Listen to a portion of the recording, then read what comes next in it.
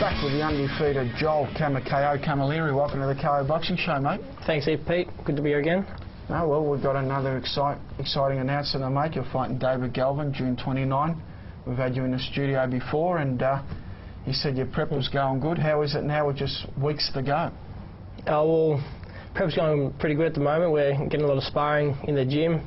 Most of the sparring is coming from Michael Zarafa and Mike Eskandari. And also when Zach Dunn came down to the gym, I jumped in a couple of rounds with him, which is really good, seeing he's a couple of divisions higher than us. And yeah, it was good sparring, so I'm ready for the fight. All right, mate, let's go over your involvement with boxing. You told me off camera you started at 17. And you had your first amateur fight at 17. What was that a reason why you started late? Or it's not really late anyway. Yeah, well, I was a basketball player until I was 15. Then I was a goalkeeper in soccer. Then I moved to kickboxing when I was 16 and trained 2 days a week and loved the fighting sport. And then when I went down to Footscray and started training there for boxing and just loved boxing ever since, and had my first fight at 17 and haven't stopped ever since then.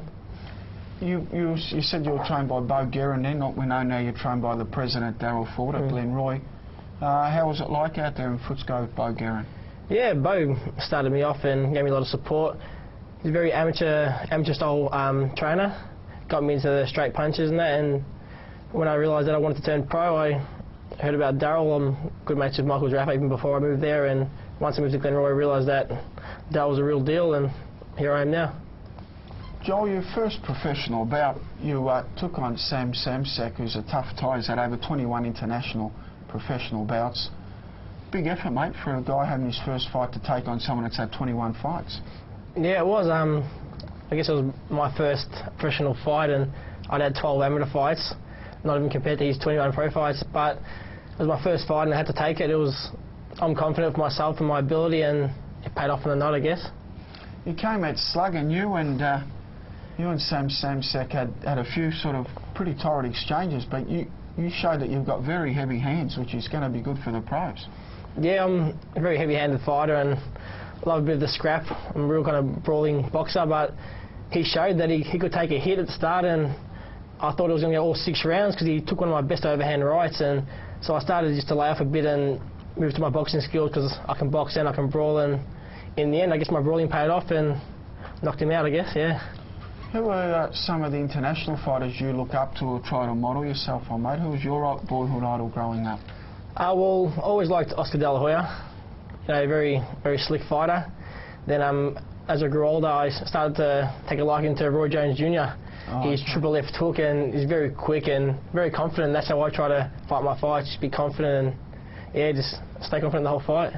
Okay, mate, what do you know about David Galvin? We know he had a draw up against Ashley McDermott last year. He's a tough guy and he comes forward and he's pretty fit. Yeah, I actually seen David Galvin fight against Ash McDermott, which is on the same card as Michael Zarafa. He's a pretty fit fighter. Goes all rounds, and every single one of his fights have gone the 4 or 6 rounds, so I guess he's never stepped in the ring with me yet, and I'm pretty confident in my power and ability, so I don't see it going all 6 rounds. No, that's good, mate. That's good. And what's in store, mate, for Joel Camilleri? How do you want to finish on a Victorian title by the end of the year? Is that what's on the radar? Yeah, well, I'd really like a Victorian title by the end of the year, but as we do, we take one fight at a time. I haven't got any opponents in mind other than David Galvin right now, and I just want to go out there, get the job done. Then we'll talk after that, yeah. Spoken like a true pro, mate. You're speaking like a veteran now, just you don't want to look too far forward, you don't want to trip up. Do you follow football or any other sports apart from boxing? Yeah, unfortunately I follow Carlton. Yeah, pretty much just boxing and football. I do support the soccer every now and then, but main eyes on boxing right now. Oh, okay, mate. Look, thanks for coming in on a boxing show. June 29, Joel Camilleri, David Galvin. Another stepping stone for you, mate, in a career that's I think it's going to go a long way in Australian boxing. So from everyone on the KO Boxing Show, thanks for coming in, mate. Thanks a lot. And before I go, I'd like to thank Fire Factory and also Dermot Gym for their support, and hope everyone else can make it down in the night. Thanks, Steve.